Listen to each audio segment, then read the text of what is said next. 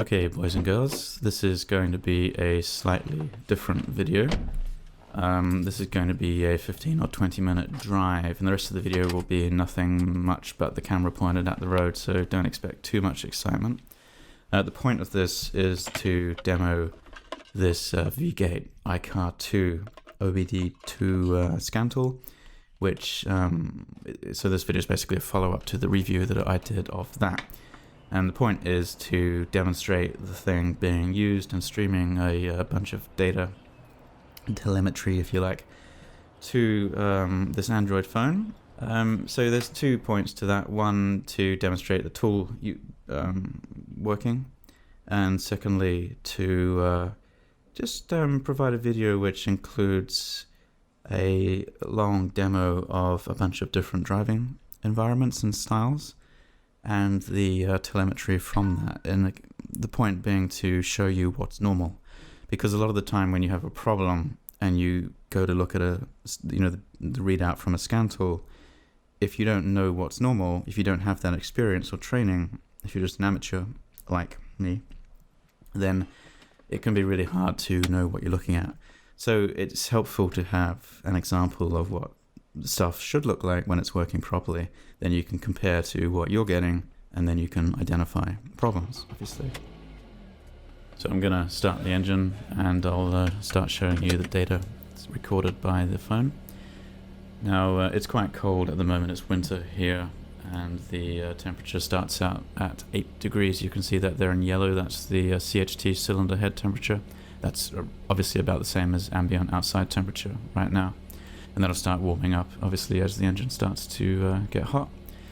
The other thing I'll just mention here is FUELSYS in pink or magenta. At the moment it is in open loop. That will go to closed loop in a minute. That's worth paying attention to. The other things are kind of obvious: RPM, vehicle speed and kilometers per hour, gear selection, that's as commanded. The O2 sensor voltage, and I'm going to list all of these and what they are in the description so that you can reference them in real time rather than trying to remember according to what I say. And there actually you can see the system's already gone into closed loop, even though it's only been idling for 30 seconds or something. And that's because the O2 sensor, upstream O2 sensor, has apparently already heated up enough that it is generating voltage, and in fact you can see that there in the O2. That's the cyan data readout. And I'm not going to elaborate on what all of this stuff means in case you aren't familiar with it. Again, this is just intended as a demo. Alright, so we'll head off now and go for a bit of a drive. I'll basically shut up apart from the occasional comment. This drive's going to be firstly some city driving with a bit of stop-start in traffic, and then onto the motorway, and later on some highway driving. So you'll get a bit of everything from idling in traffic to open road speed limit stuff, which is 100 kilometers per hour here.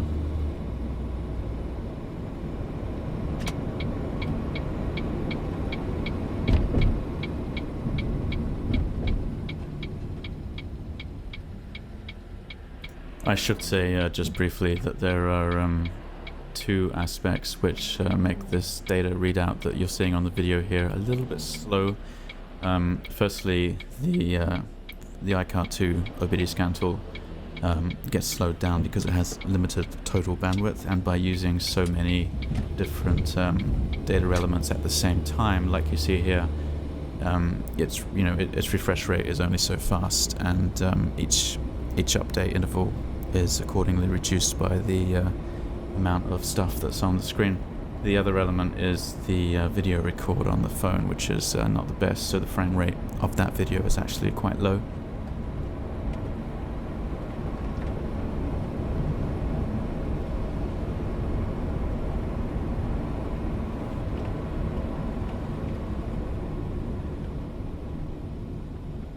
The other thing I should point out for people who are interested in diagnoses is that a number of the elements here are as commanded by the ECU, particularly the gear and the IACV valve, the idle air control valve position, and the EGR valve position.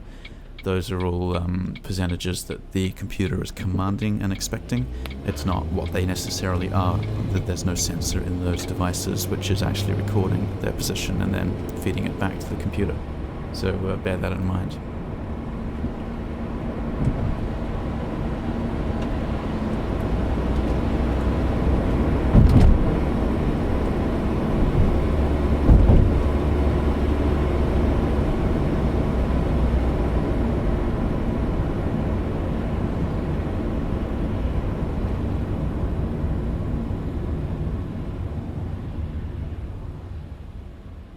And obviously there are hundreds of PIDs that you might be interested in looking at. These are only a selection of the few that I thought would be interesting for this demo.